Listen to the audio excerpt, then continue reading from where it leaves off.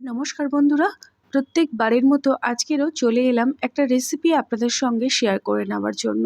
শিম যারা খেতে অপছন্দ করে তাদেরকে একবার শিম দিয়ে এই নতুন রেসিপিটি বানিয়ে দিতে পারেন। তারা কিন্তু আঙুল চেটেপুটে খেতে বাধ্য হবে। এই দেখুন, আজকের আমি রেসিপিটি তৈরি করার জন্য নিয়েছি প্রায় 300 গ্রাম শিম। আমি এখানে আমার প্রয়োজন মতো নিয়ে নিয়েছি।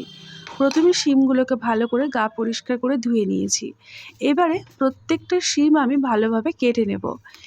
আপনারা সবাই শিম কাটতে জানেন সেটা আমি জানি, তবে আমি কীরকমভাবে কেটে নিই সেইটাই আমি আপনাদেরকে দেখিয়ে দিচ্ছি। অথবা অনেকে আছেন যারা শিম কাটতে জানেন না, তাদের ক্ষেত্রেও সুবিধা হবে। এই দেখুন, আমি এখানে শিমের প্রথম এবং শেষের অংশটাকে মুখটাকে কেটে নিলাম, আর নিয়ে ছুরির সাহায্যে একটু চাপ দিয়ে টান দিলেই দেখবেন সুতোর মতো একটা অংশ বেরিয়ে আসছে। আর যে শিমগুলো একদম কচি হয় দেখবেন ওই শিমগুলোর এই সুতোর মতো অংশটা কিন্তু অনেকটাই কম থাকে। এই দেখুন, প্রত্যেকটা শিম আমি ভালোভাবে এইরকমভাবে কেটে নিলাম। এবারে আরও একবার ভালো করে জল পাল্টে ধুয়ে দিয়ে ফিরে এসেছি। এবারে চলুন রেসিপিটি শুরু করা যাক। রেসিপিটি তৈরি করার জন্য গ্যাসের উনানে আমি একটা পাত্রের মধ্যে কিছুটা জল গরম হতে বসিয়ে দিলাম, তার মধ্যে অল্প লবণ দিয়ে। জলটা মোটামুটি একটু ফুটতে আরম্ভ করে দেবে। তারপরে আমি এখানে একে একে শিমগুলোকে ভাপানোর জন্য দিয়ে দেব। রেসিপিটি প্রথম থেকে দেখে যদি আপনাদের ভালো লেগে থাকে তাহলে লাইক আর মতামত জানিয়ে পাশে থাকবেন। এবারে এটাকে ঢাকনা দিয়ে মোটামুটি 2 থেকে 3 মিনিট ফুটিয়ে নেব জোরে আঁচে রেখে। এই দেখুন, শিমটাকে ঠিক এই রকমভাবে ভাপিয়ে নিতে হবে, খুব একটা কিন্তু সিদ্ধ করার দরকার পড়বে না। এবারে আমি এই শিমগুলোকে ভালো করে জল ঝরিয়ে আলাদা একটা পাত্রে তুলে নেব। রেসিপিটি একদম সহজ সরল, তবে একদম নতুন একটা রেসিপি। এবারে আমি কড়াইয়ের মধ্যে দিয়ে দেব প্রায় 2 চামচ পরিমাণে সরষের তেল। তেলটাকে কড়াইয়ের চারিদিকটায় খুব ভালোভাবে লাগিয়ে দিচ্ছি। এবারে আমি একে একে আগের থেকে ভাপিয়ে রাখা শিমগুলোকে দিয়ে দিচ্ছি। গ্যাসের আঁচটাকে মিডিয়াম টু লোতে রাখতে হবে। রেখে শিমটাকে আমি ভালো করে একটু কাঁচা গন্ধটা কেটে যাওয়া পর্যন্ত ভেজে নেব।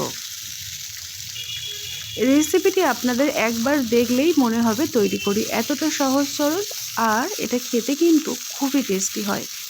এইভাবে কড়ার চারিদিকটাই শিমটাকে ছড়িয়ে দিতে হবে, যাতে করে প্রত্যেকটা শিমের একটা পিঠ আর দুটো পিঠ ভালোভাবে ভাজা হয়। খুব অল্প তেলে দেখবেন শিমগুলো খুব ভালোভাবে ভাজা হয়ে যাবে। তবে হ্যাঁ, শিমটাকে কিন্তু পুরোপুরি সিদ্ধ করার চেষ্টা করবেন না। এই রেসিপিতে শিমটা এখানে মোটামুটি আমি 70% মানে ভাপিয়ে আর তার সঙ্গে ভেজে সিদ্ধ করে নেব। আর বাকি যতটুকু আমার প্রয়োজন সিদ্ধ করার, ওটা আমি বাকি প্রসেসে তৈরি করে নেব। এই দেখুন, শিমগুলোকে মোটামুটি উল্টে পাল্টে ভালো করে আমি ভেজে নিচ্ছি। রেসিপিটি একদম সহজ সরল, তবে একদম ইউনিক একটা রেসিপি। শিম ফুরিয়ে যাওয়ার আগে একবার হলেও শিমের এই রেসিপিটি বানিয়ে দেখতে পারেন। এই দেখুন, প্রত্যেকটা শিম আমি ভালোভাবে তুলে নিচ্ছি। প্রথমেই যদি বেশি করে তেল দিয়ে দিতাম দেখতেন, তাহলে কি হবে বলুন তো, এই যে শিম মানে পুরোটা তেল কিন্তু টেনে নেবে। তো সেই কারণে প্রথমে অল্প করে তেল দেওয়ার চেষ্টা করবেন। ওই অল্প তেলেই দেখবেন খুব সুন্দরভাবে শিমগুলো এপিট ওপিট করে ভাজা হয়ে যাবে। এই রকমই শিমের রেসিপি আপনারা যদি আরও দেখতে চান তাহলে আমাকে অবশ্যই করে জানাবেন। আর এই রেসিপিটি বানিয়ে কেমন লাগলো খেতে সেটা কিন্তু জানাতে একদম ভুলবেন না। এই দেখুন, শিমগুলোকে আমি এরকম ভেজে নিলাম। এবার ওই কড়াইয়ের মধ্যে আমি দিয়ে দেবো আরও মোটামুটি 2 চামচের মতো সর্ষের তেল। তেলটাকে আগের মতোই ভালোভাবে গরম করে নিতে হবে। তারপরে আমি এখানে দিয়ে দেবো 2টো শুকনো লঙ্কা। আচ্ছা, এই লঙ্কার পরিমাণটা বা ঝালের পরিমাণটা আপনারা নিজেদের মতো কম অথবা বেশি করে দিয়ে দেবেন। তবে এই রেসিপিটি একটু ঝাল ঝাল হলে কিন্তু খেতে ভীষণ ভালো লাগে। এবারে আমি দেখুন ভালো করে 2টো লাল লঙ্কা আর সবুজ লঙ্কা দুটোকে ভেজে নিচ্ছি। আর ওই ভাজার সময় আমি দিয়ে দিলাম ছোট্ট চামচের 1 চামচ পরিমাণে কালো জিরে।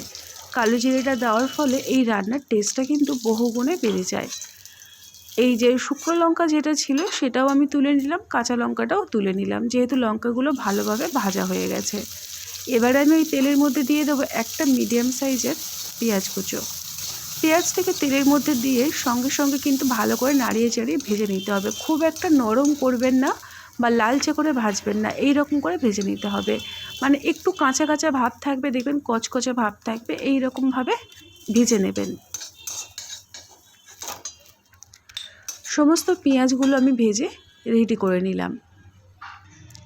আপনাদেরকে এই দেখুন, এবার এই কড়াইয়ের মধ্যে আমি দিয়ে দেব এই ছোট্ট বাটির 1 বাটি পরিমাণে সাদা তিল। আমি এখানে 300 গ্রাম শিমের জন্য প্রায় 4 চামচের 2 চামচ পরিমাণে সাদা তিল নিয়েছি।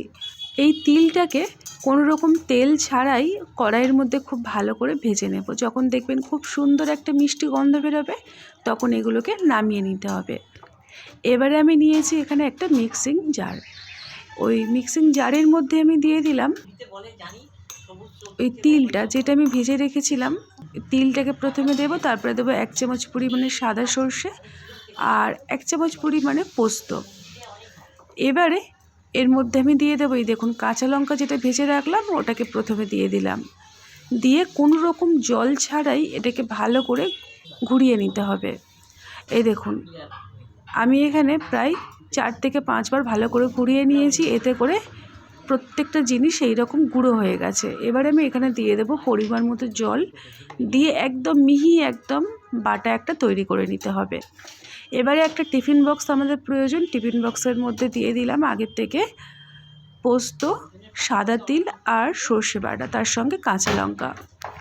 এবারে আমি এর মধ্যে দিয়ে দেবো আগের থেকে ভেজে রাখা কালো জিরে আর পেঁয়াজ, দিয়ে ভালো করে এটাকে মিক্স করে নিতে হবে। তবে তার আগে এখানে কিছু উপকরণ অ্যাড করব। দিয়ে দিলাম প্রয়োজন মতো লবণ, আর দিয়ে দিলাম অল্প একটু চিনি, আর দিয়ে দিলাম 1 চামচ পরিমাণে কাঁচা সর্ষের তেল, দিয়ে এটাকে খুব ভালো করে মিক্স করে নিলাম।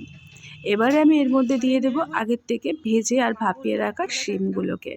শিমটাকে দেওয়ার ফলে এটা দেখবেন একটু ওপরে উঠে আসবে। তবে হ্যাঁ, চেষ্টা করবেন পরিষ্কার হাতে শিমগুলোকে ভালো করে মশলার সাথে মানে একদম ডুবিয়ে দেওয়ার, মিশিয়ে দেওয়ার। এই দেখুন এই রকম করে শিমটাকে রেডি করতে হবে। এবারে ওই যে 2টো শুকনো লঙ্কা রেখেছিলাম, ওটাকেও আমি হাতের সাহায্যে দেখুন ছোট্ট ছোট্ট করে ভেঙে নিচ্ছি। এই রেসিপিটি খেতে হয় একটু মিষ্টি আর তার সঙ্গে ঝাল ঝাল। একটু মিষ্টি বলতে একদম কিন্তু যে খুব মিষ্টি হবে এমনটা নয়, তবে চিনিটা দিলে দেখবেন রান্নার স্বাদটা খুব ভালো থাকে আর এটা খেতে কিন্তু খুব ভালো লাগে। এখন আমি এটাকে ঢাকনা দিয়ে কড়াইয়ের মধ্যে ভাপানোর জন্য দিয়ে দেব।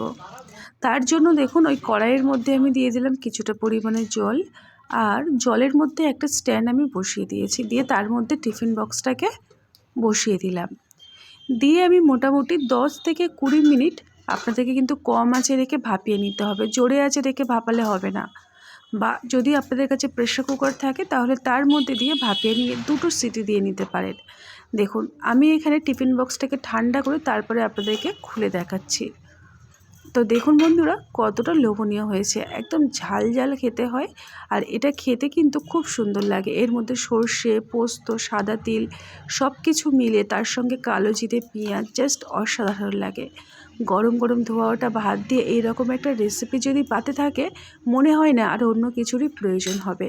তো বন্ধুরা আজকের আমার রেসিপিটি একেবারেই তৈরি হয়ে গেল। আপনাদের যদি দেখে ভালো লেগে থাকে তাহলে লাইক আর আপনার মতামত জানাতে কিন্তু একদম ভুলবেন না।